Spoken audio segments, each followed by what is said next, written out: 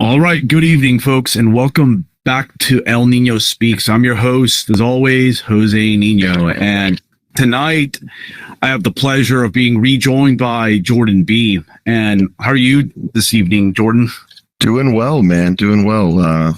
Living it up in Texas, man. No complaints here. Nice, man. Well, in our last discussion, it was kind of funny because we were just talking about this like off air, how like the last discussion we started talking about like dating stuff. It just naturally came up, and we were just joking how this could have led into like a separate discussion that would have gone like hours, because it is probably one of the hottest topics right now, due to the fact that we're living in an environment where the socioeconomic status of the U.S. is changing, and it's not just affecting people's wealth, but also the way they interact with the opposite sex and their dating and child rearing prospects. And felt that you are perfect for this discussion because you've been in the game for a while and seen this stuff firsthand, how it's changing. And you've stressed this point, I've noticed in your videos as well, that there is a generational gap in terms of the way people talk about dating. And what makes you say that, and what is this like, what does this generational gap look like in terms of how the way people describe dating in 2025? Yeah, so I don't think that's a good point. Because our last video we were talking about Texas economy, the GDP, and slowly that conversation turned from the economic side into kind of the dating side and kind of the more intrapersonal side of something as vague as like economics or something. So the first thing I would say is that you can't detach the dating discourse from immigration, also economics and gender dating discourse. I think they're all kind of tied into one. And that's how we got onto this topic last week. Was I was talking about, or not last week, last show you had me on, we were talking about how young white men, and really men in general, but really if we're talking to this sphere, we're talking about young white men for the most part. They've been boxed out of the economy through things like immigration, legal and illegal. They're getting boxed out of the economy. But in a weird parallel way, they're being boxed out of the dating market also, as women make more money, as women, in some cases, have higher education rates and higher degree rate, getting degrees at a higher rate than men. And notoriously, women will only date at the same level or higher.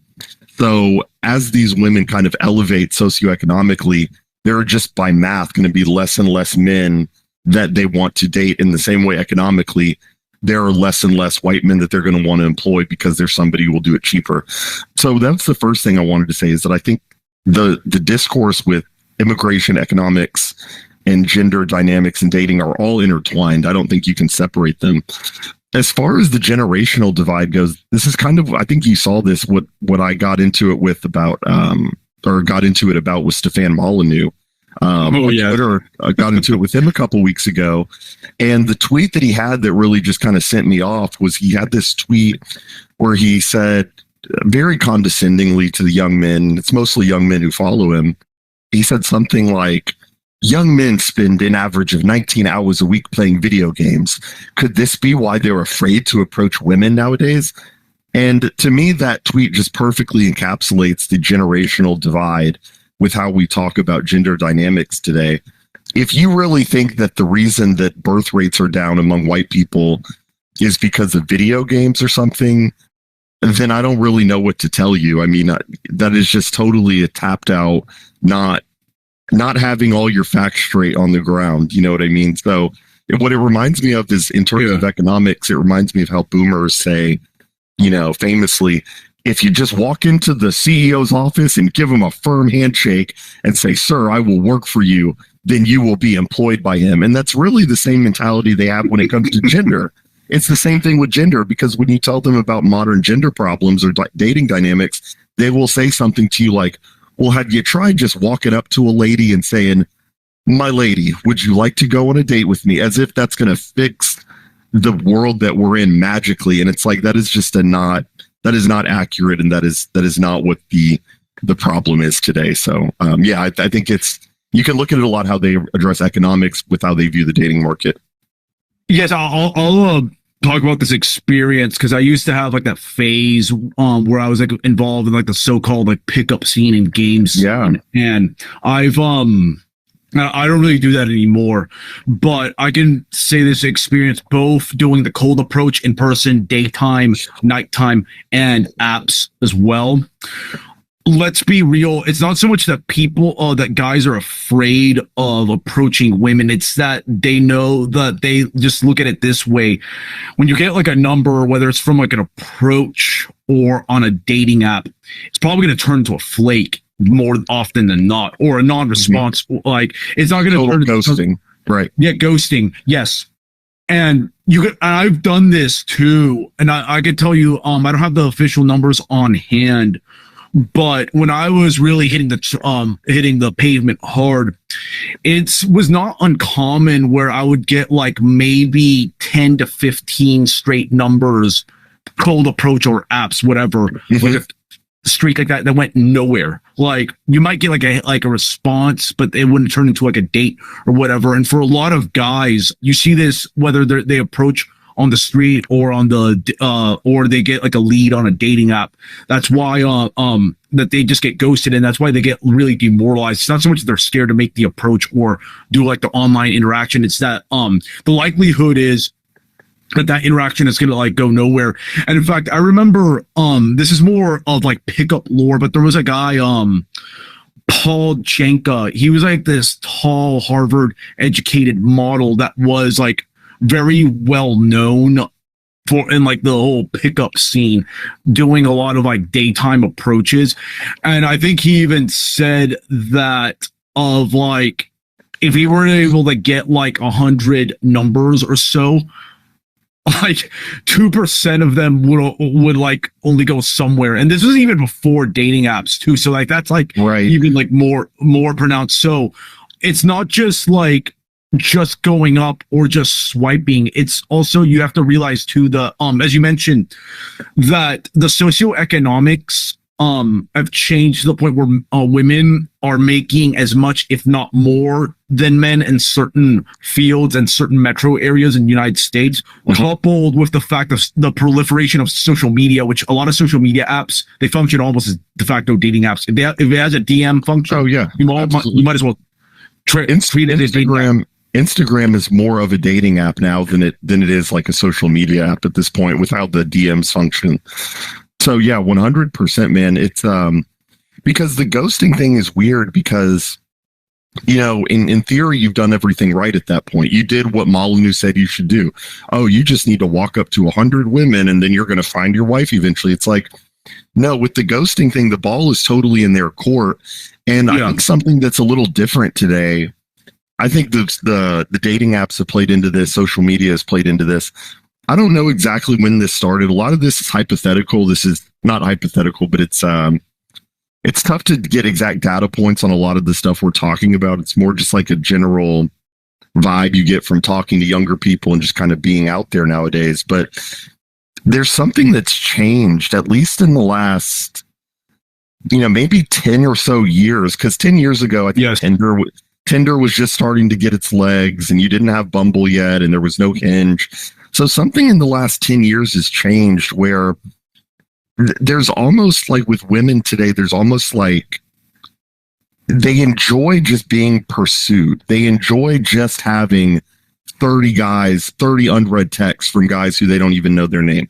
They enjoy having 50 matches on Tinder or Bumble or Hinge or whatever with no intention of it going anywhere. It's almost like the pursuit is the end in and of itself. Like as much as these women say today, and this is a whole other thing, but I mean, functionally women don't know what they want and they need decisions made for them by society. But you know, you see a lot of these women, and like we were saying before the show, I think TikTok is a good place to kind of just check the pulse of society. And you see a lot of these women today who are in their, you know, late 20s, early 30s saying, all I want is to find a husband. I'd give anything to find a good man. There are no good men out there. And I guarantee you, if you check their phones, they would have 30 unread texts from guys that came up to them last night, 50 unread matches on Hinge. They don't actually mean, and I know, shocking, women don't, I know it's like, it's almost like guys have to relearn how to walk or something, telling them this. No, sometimes women don't say what they mean. I know, it's jarring, but it's like, yeah, they say they want.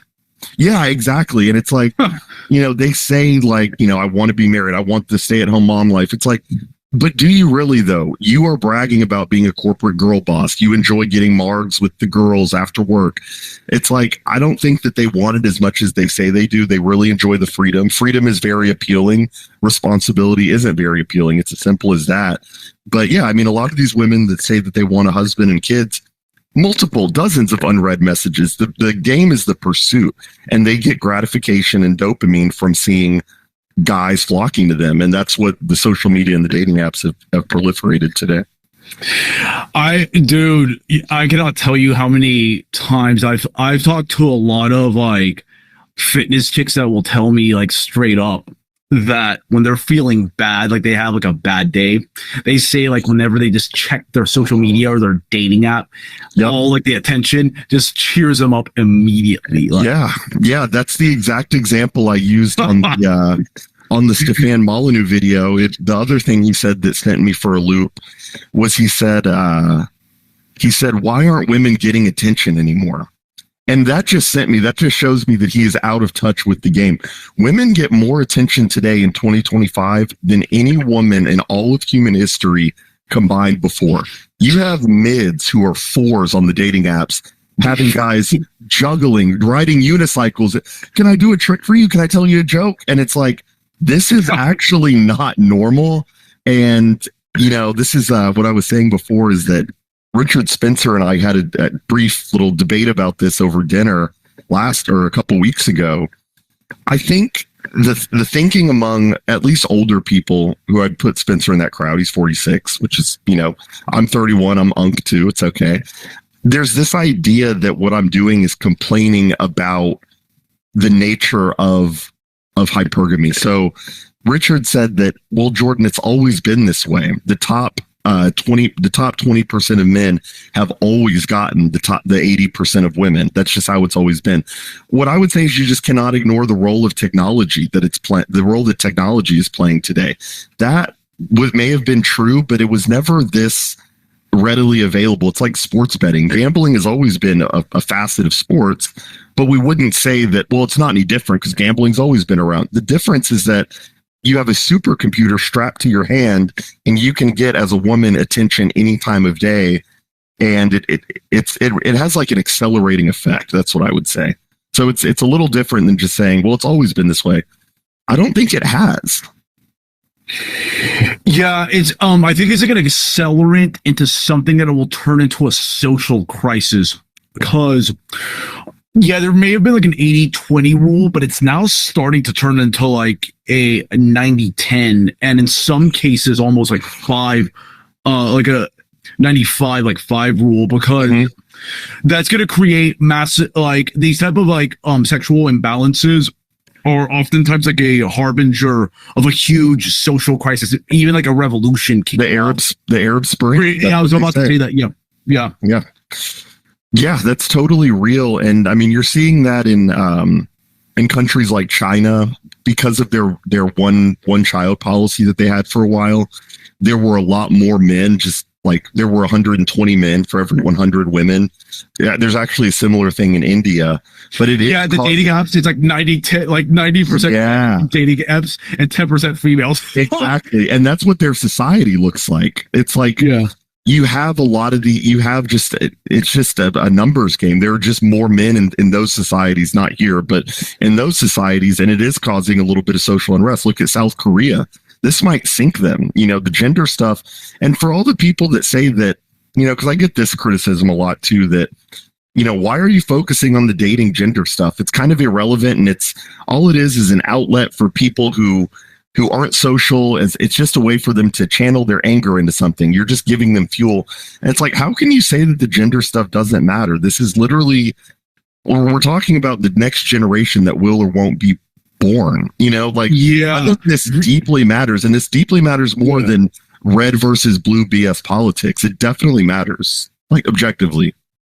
I mean, if you want your civilization to continue, you have to like get the sexual roles like straightened out and these like dating norms like that's just there's so many second and third order effects from Absolutely. dating that it's actually a topic that needs to be discussed because quite literally with mass migration coming into the equation, you're literally going to see European civilization potentially disappear from the Western Hemisphere if this is not sorted out in a matter of like 1 or 2 generations. Like, yeah, it's absolutely important. It's not just like some Like some dude that getting angry on video. No, Well, and see, that's part of my thing is that with a lot of this discourse, I know we're talking about the discourse and like should get into the actual thing, but you know, with a lot of this discourse, what people think of the dating stuff as is just like an angry guy yelling at his camera.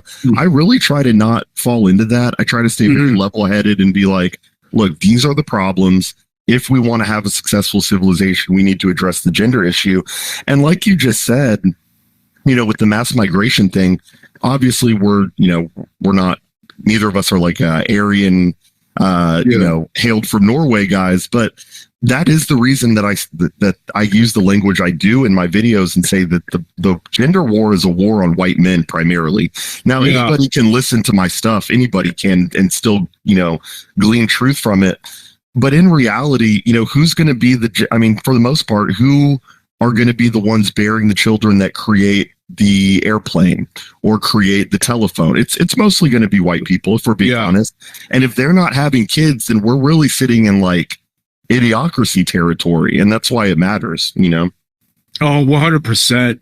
I mean, also I would add too, with regards to the generational gap thing, especially when these people will say, oh, just go to like your typical night scene or bar. And it works in some cities, like you were in Austin recently, it still has a relatively functional, vibrant nightlife. But because of demographic changes, mass migration, a lot of these cities, like the nightlife has taken a hit, or it's attracting a whole different type of audience. Yeah, and it's not very conducive at times to meet like the opposite sex, and often you might not even meet your type because it's just like a different demographic there. And people will tell you this.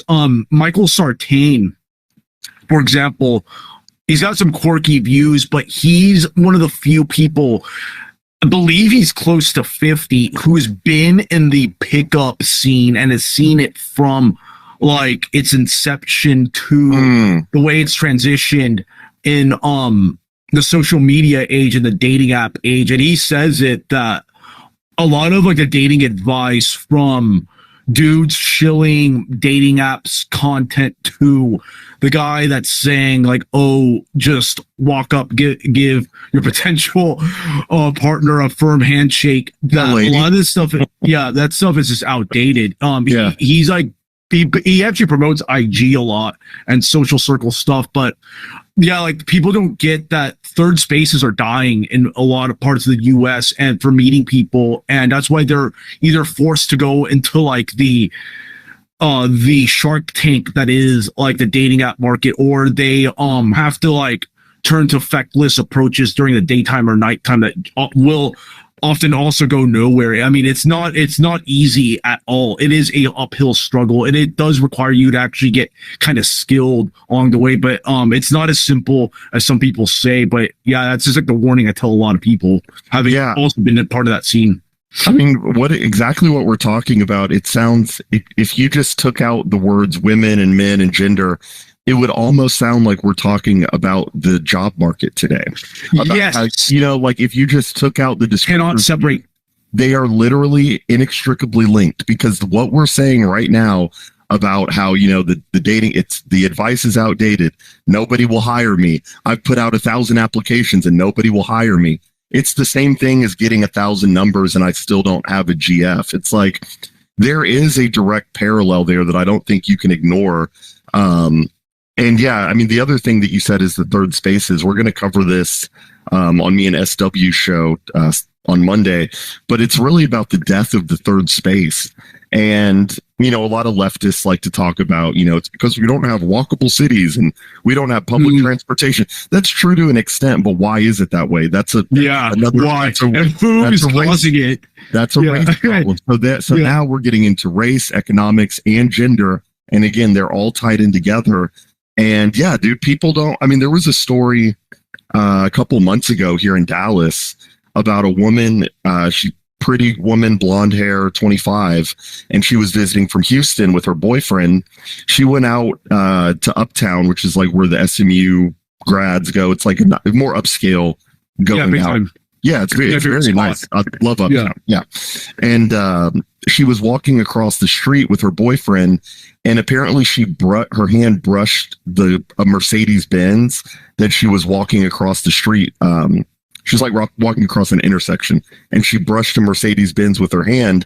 The black guy in the Mercedes Benz felt disrespected and shot her and her boyfriend. She died, and her boyfriend is in the hospital. It's like all it takes is like two of those stories for people to say, I'm not going out anymore. Why would I go out? I'm 100%. And it's the same thing we just saw in Cincinnati last week with the jazz festival and the white boomer couple getting their head stomped in. It's like, yeah, why would people want to go out when it's like Mad Max out there? So then you're really relegated to the dating apps where women are just kind of viewing it as like, it's almost like a video game to them, not really meeting their future husband. So there's just kind of a lack of seriousness all the way around about fixing the third space problem, but also like the lack of seriousness with which women approach dating nowadays. I don't think you can ignore women's role in this. Yeah, actually, that dynamic you highlighted there, you kind of see that too, even in Austin. Dirty Six has always been raunchy and really wild and rowdy throughout its history. When I was at UT, I would go there a lot, and like shit would kick off, but it wouldn't get like lethal or it would get like too out of hand. But now it's just turned into like a Moss Eisley cantina where a lot of fights break out, like people, like shots getting fired by the typical and usual demographic. Right. Yeah. Right. And then occasional shankings, and then basically everybody just goes to like West 6 or like parts of like East 6 away from that riffraff. And it turns into like an ethnic cleansing of like a certain part of the nightlife that makes it much less enjoyable. And also one dynamic that's really taking off, and this is something Sartain has talked about, like two things. Private events that are just not open to the public, that there's going to be a massive rise in that. Yeah. And stuff with massive paywalls. That's just how it just always breaks down. Yeah, I mean, you're seeing that with gyms like Equinox. You have to pay $300 a month or something for a membership there. You're seeing things like that with going out in social circles. Yeah, I mean, that's really going to be the next step, and some people are making a lot of money off of this, off of monetizing the atomization, basically, because people will go to places that have a high barrier to entry. Yes, 100%. If that means, but my thing though is that I mean, I guess people's wallets talk louder than their voices. So I was going to say, is that really going to change the seriousness with which women approach dating? I was going to say no, but actually that is a good selecting factor. If you're willing to pay, I don't even know, I'm married, so I don't know the details on something like that, but like, if somebody's paying $300 to go to a dating event, I would think that the women who show up to that would be more serious. But now that I think about it, I've seen stuff on TikTok saying that when you go to those events, it's all women. And there does kind of seem to be like a tapping out of the young men where they've kind of thrown their hands up and said, I have nothing to gain from this. Even if I'm a Chad, I can just sleep with the women on Hinge. And if you're like not a Chad, then like, you know what, I feel like there's just kind of like a tapping out of the young men where they're like, you know what, I've tried, I'm done. And I'm starting to see that a little bit. Yeah, those type of events also kind of like remove like the hunt aspect of Yeah.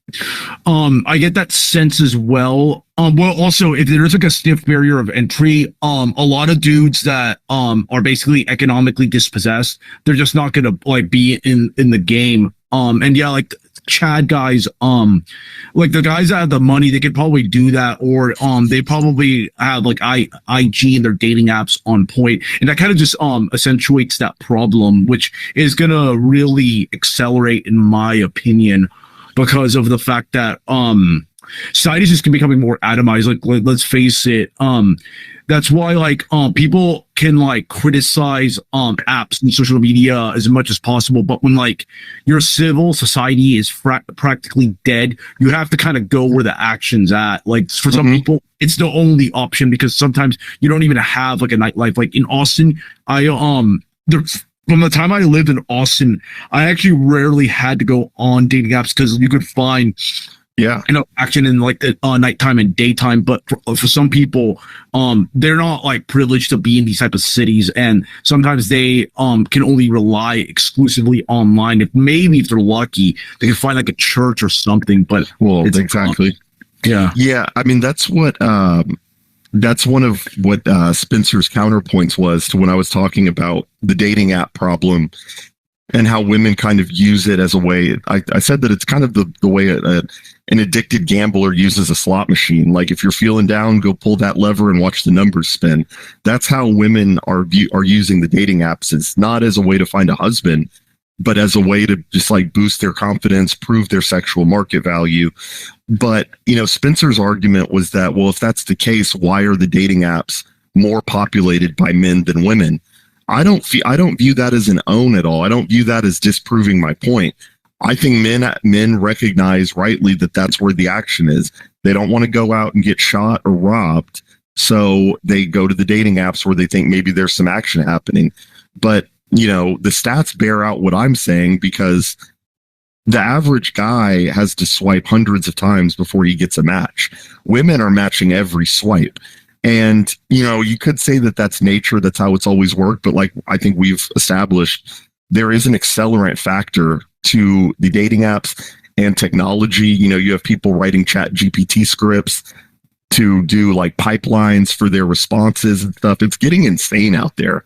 And I don't see this as well. It's always been this way. I have trouble believing that when I look at the age people are getting married, the age people are having their first kid, getting their first house. This is not normal, man. Yeah, it's not normal. It's going to come to a head. Something's going to come to a head, and there's going to be a really nasty correction, because we're talking about market, like a dating market here. And like all markets, there's going to be like a correction. And I don't know how that mechanism is going to play out, but it's going to get nasty.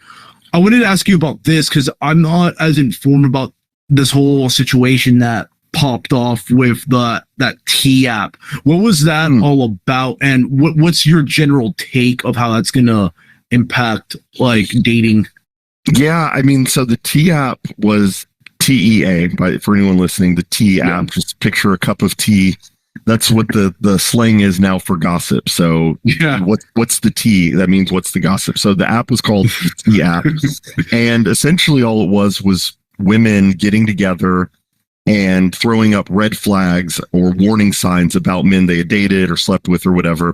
It was just an online forum, a poorly coded, as we learned after it was hacked, a very poorly coded, not safe forum for women to basically bash men that they had been with. So I think a lot of people, when that app first became known to the public, I think what a lot of people were picturing was like hot young college chicks talking about, Chad at UT, or you know what I mean? Like you have an image of who's on that app.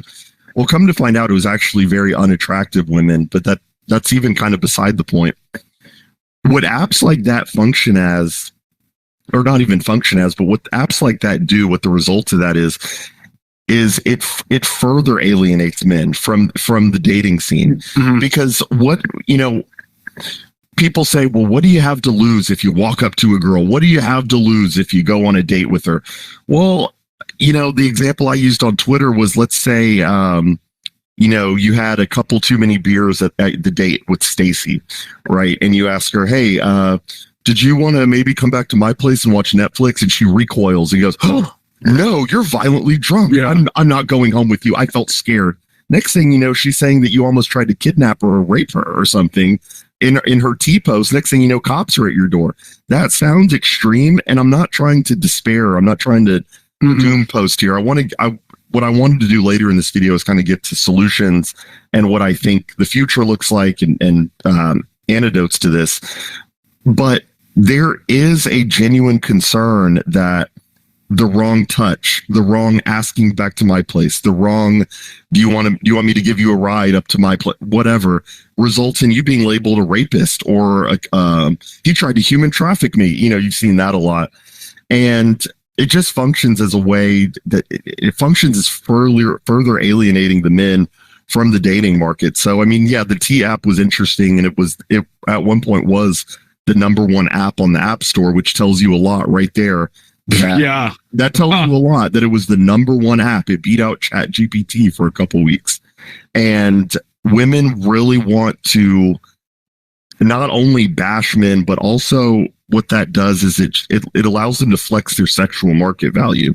So anytime a woman can say, I went on a date with him and he sucked and I don't like him, and here's the warning to all the girlies out there, what she's doing is flexing that she has power of rejection. She gets dates and can throw guys off and on and stuff. Yeah. It's a way to flex, like a peacock flexing its tail. It's a way to flex, hey, I have interest, I'm considered attractive. I can say yes or no to men. I have the power of rejection. So it's a multifaceted function thing, but it's to prove their sexual market value, but also it alienates men even further from the dating pool.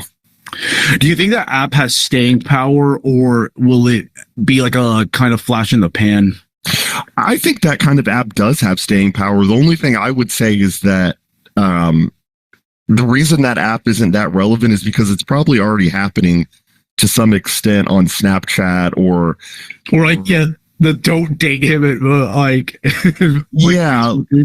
like whatever it is, like, you know, that already exists somewhere. All that T app was like a manifest, like a boiling up of like that coming to a head. So I think that stuff is already out there, but more than anything, that just proves the mindset of current women. Instead of like, you know, I mean, what they always do with these things is they say that it's for safety. Women say, well, it's not so we can flex our market value and you know, bash men. It's so we can be safe. It's because I don't want a girlie getting human trafficked. It's like, get out of here. No guy who's 19 years old is trying to put you in a plastic bag and drive you south of the border. Like, get real. This is not Law and Order SVU, you know. Yeah, and if that ever happened, it's going to be a different like demographic of guy that probably would never date, and they won't even bother to talk about the nationality or race of that person. Exactly. Well, that's a big tell right there. When you go on TikTok and you hear a lot of these horror stories from women about, you know, this guy was so rude to me, or in my DMs he asked me if I was trying to smash before we even went on one date. But famously, they'll never show like the picture of what the guy looked like. It's because that's usually like a black or an Indian guy. You know what I mean? Like the Indian guys are creepy. Yeah, Bob's and Vagine. Bob's and Vagine, please send pic. You know what I mean? Yeah. Or it's like some black guy and he's just like trying to smash.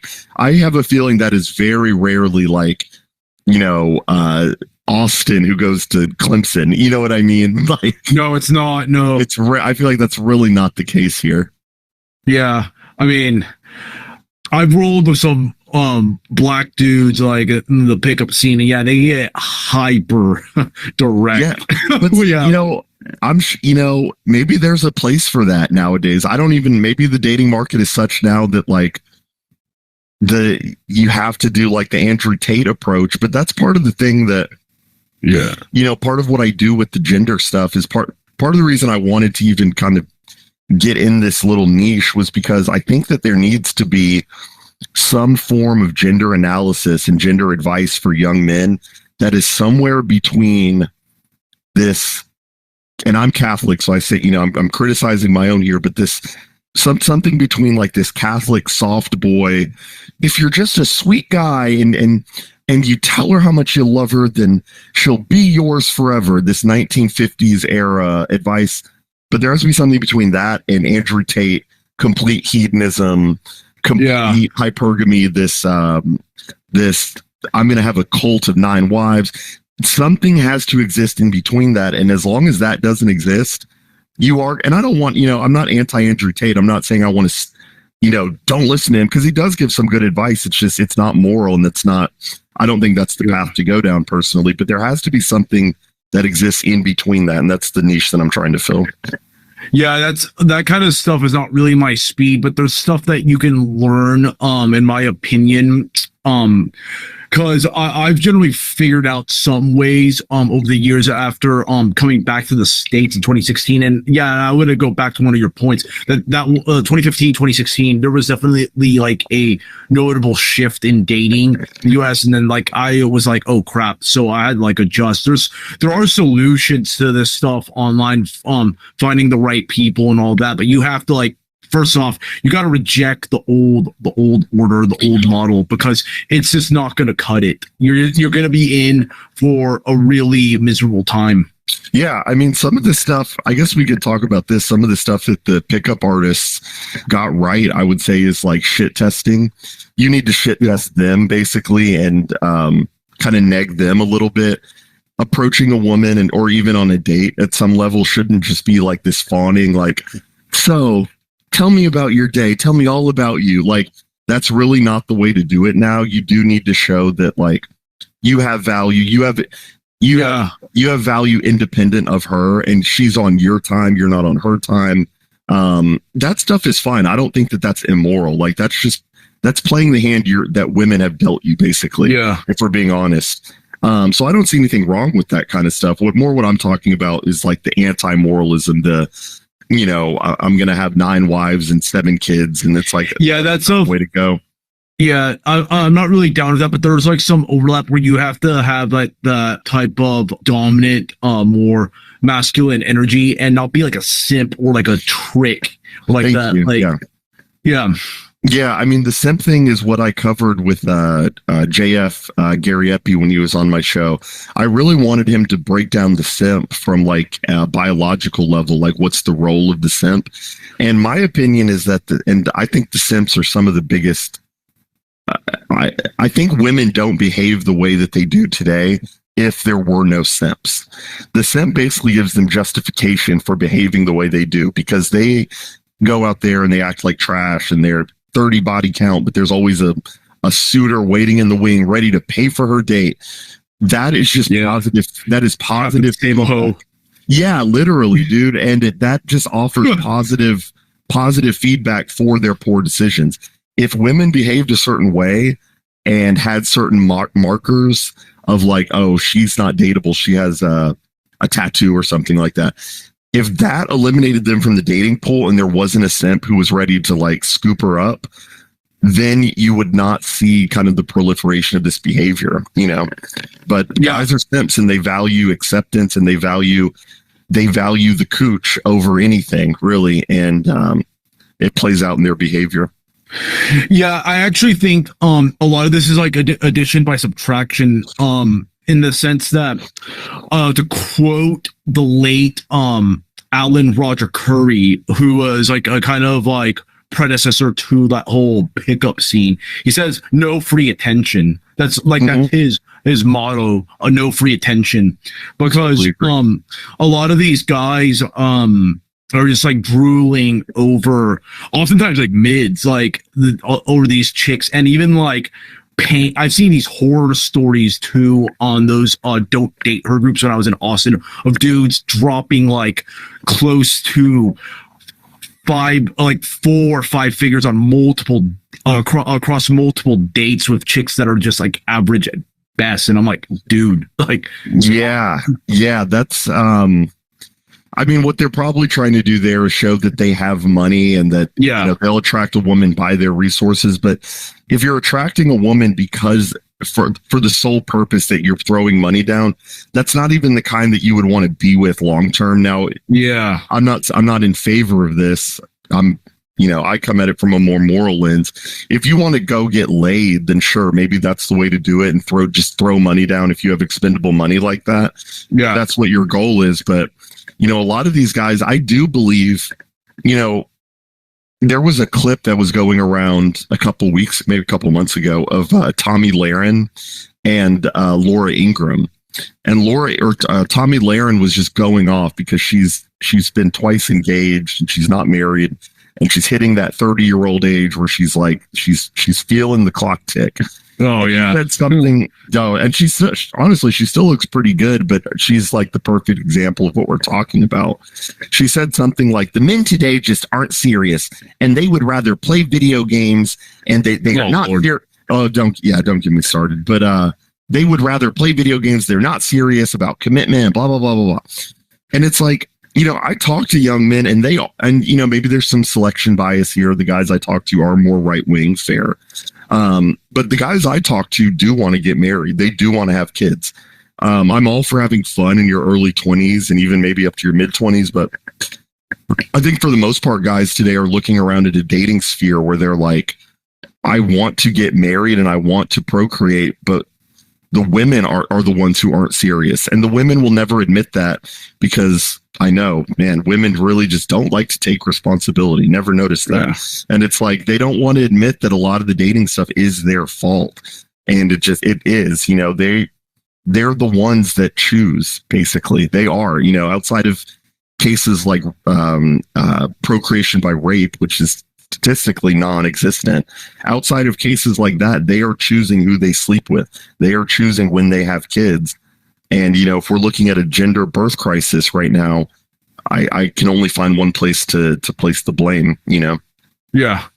Just to wrap this up, like in a more proactive, like positive note, what would you say for younger people who are just getting into the dating scene or are struggling with dating? What recommendations would you have for them based on your experience? So the first thing you kind of asked earlier, or not asked, you said that there's going to be a correction of some sort. I think the correction is already starting to happen, and it's manifesting in church attendance and people going back to church and becoming more religious. I'm not saying religion is an antidote to everything, but I asked JF this, and it's not that I think he's right about this.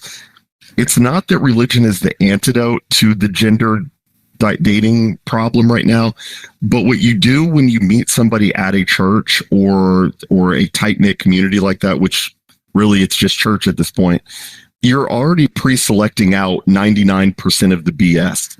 If you meet a girl at church you've seen at mass or church a few Sundays in a row, you are much more likely to get a response. You are much more likely to meet a girl who is serious about getting married.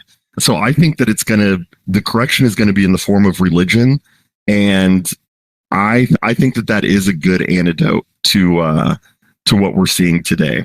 I would say if you have, and maybe the people listening to this don't really have a religious predisposition at all. That's fair. I understand that. I would say at least open yourself up to it. And if for no other reason, you are selecting out 99% of the crap that's out there in society today. So that would be part one. What's your opinion on that? I get some pushback on that, and I'm just curious what you think. Yeah, I'm not the most religious person. I take a more I'm more of a multi-vector approach, because for some people, especially for guys, because I don't think it's just a lot of guys are struggling. It's not just the stereotypical basement dweller or the straw man that they use of the video game player that's struggling. Even guys that have a lot of their stuff sorted out financially, and even their physique wise that they're have that sorted out. They're also underperforming. I suggest that people, if they've got are into certain hobbies of fitness related. I've noticed this across multiple cities now. There are a lot of fitness events, ranging from running clubs to also cold plunge events, pool parties, yes. Coffee day parties that are day themed that are happening. If you have a hobby and you're very physically active, you probably will more likely find a pretty decent chick that also is like mindful of their health and all of that. Use every option possible and try to optimize your social media presentation, dating app presentation, and all around. There are tools for that. You just have to remember you don't want to put all your eggs in one basket, because all these strategies have like points of failures and limitations, and also it depends where you're at too, because if you're in a big city, you can run a lot of more conventional stuff, but if you're like not in a big city, you're gonna have to get creative, and you probably want to find other people that have like successful relationships and see, like, especially your age cohort. That's like the most important thing, and figure out what they're doing right and see if you can like copy that or some elements of that. Yeah, I would say that probably an addendum to what I just said. I'd probably say, like you're saying, very like intentional communities, like not just kind of this meet somebody, not necessarily like at a club atmosphere or like a bar thing where people are just standing around. I see the utility in that. I used to be in the bar scene, but like the bar club scene, but there is like this push. And I think that churches actually fall under this umbrella of like very intentional communities. So like a run club, people are there to meet, but they're also there to do something specific. So you're already filtering out the people who may not have like share the same interests as you. I would say that falls in line with church, running clubs. I probably wouldn't even say gyms at this point. Gyms are like, I feel like from the content I see, the wrong kind of women are they're being met at gyms. That like the fitness girly thing, I think can be good. Like if you're talking about something like a run club, the gyms, I'm getting a weird vibe from those now. They're almost like Instagram platforms for women.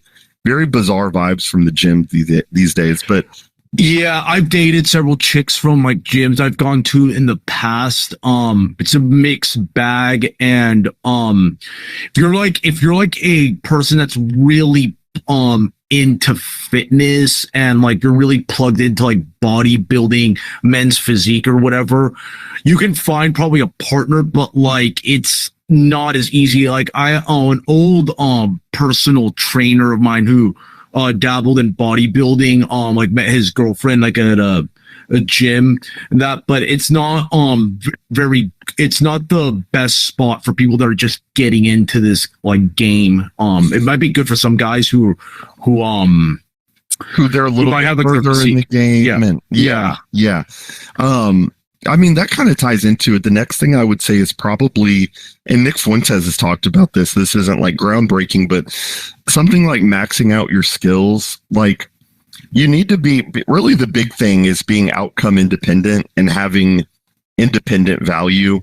That's something they can really sniff right away, is like, does he need me to say yes in order for him to feel satisfied? Or does he have this kind of outcome like, oh, he doesn't care if I say yes or no? That leads to more yeses than nos. So yeah, outcome indifference, but what that outcome indifference is born from confidence, which is born from like maxing out your skill set and being comfortable in yourself. So it sounds like a cop out, like just be yourself, but no, it means like being well read, having your niche, having something you feel comfortable talking about, like maxing out kind of like the charisma skill or something. Like, yeah, that means talking to yourself in the mirror for an hour a day, working on your body language, being conscious of those kind of things. You know, do you feel comfortable having a topic you could just go at for 30 minutes on a whim with her and just impress her just with your knowledge about something? Because that really proves outcome indifference, that you don't need them. You have books you're reading, you have weights you're lifting, you have, you know, something you're good at outside of her, and you don't really need her. That leads to a lot of positive outcomes. Yeah, I mean, I'll just say, I think like the Zoomers got it right when they refer to game as Riz, because it's just like it's charisma at the end of the day. Yes. Yeah, like just to put it like in those like simple terms, because one thing I always impart to people that ask me for advice on this is stop like validation seeking behaviors and like simp behaviors or anything that makes you look like you're begging for bucks, because that's just not gonna, that's just like, and I've seen guys too that begging for box. I like that. Yeah, because there's guys that that have a lot of their shit together, but they still have that kind of mindset, and you're just gonna attract the wrong types of chicks, and you're gonna get played too, even if you have a lot of other facets. It really is. It is like an that so-called inner game concept. You need to get that sorted before you start going into the scene. But yeah, but just be aware that, like, be ready to adapt to new stuff, because I'm not as active as I was before. So a lot of the priors that I've used for approaching this type of stuff may not be so valid. So be ready to adapt, because the dating scene has changed dramatically, in my opinion, over the last decade. Oh, absolutely. Yeah, man. And you know, I'm going to be careful how I describe this, because I do have friends that watch that watch my channel, so I'm not going to be too descriptive. But what I'll just say is that, like, even guys I know who are like very good looking, like you said, have their shit together, have plenty of money, like are pulling in mid six figures a year. You know, you really have to be careful that she's not just there for that. And Yeah, the simp thing is very real, because there are guys I know that have pulled like and married 10 out of 10s, and they become just like a simp version of a husband. So now the girlfriend is, or the wife is doing I have a golden retriever husband. He'll do whatever I say. It's like, you have to be very wary of like this, you know, I got the girl. Now I just have to do whatever she says for the rest of my life and I can keep her. It's like, no. Like, one of the big things I tell people is, let's say you've done the game and you're a couple dates in, you know, you guys are texting regularly. You guys are on a text basis. Things are looking good. She is always shit testing you. Always. That only stops years into the marriage, and that's only if you have created boundaries up to that point. So I know boundaries is like that has like a feminine connotation now. Like, these are my boundaries. You can't, I'm not saying that. I'm saying, like, let's say you're a few dates in, you're on a texting basis. You have to, like, even if it's a little contrived, I would say, even if you're not even passionate about it, you need to make something up and say, hey, I'm not tolerating that. Don't ever do that again. And if you do, we're either going to have a problem or we're probably done. Like, something like that. Make something up just to show that you have a line, and then they're always guessing what that line is, and you've created something, and you can say, I laid this down, and then it becomes easier to lay other things down. And, you know, that's not to say that, you know, guys can do no wrong. You know, if you're like you have a debilitating alcohol problem, and your girlfriend says you shouldn't drink as much, probably listen. But what I'm talking about is very specific to, like, avoiding that shit testing thing. You need to be creating boundaries also. You need to be playing offense, not just defense for your whole life. Yeah, big time.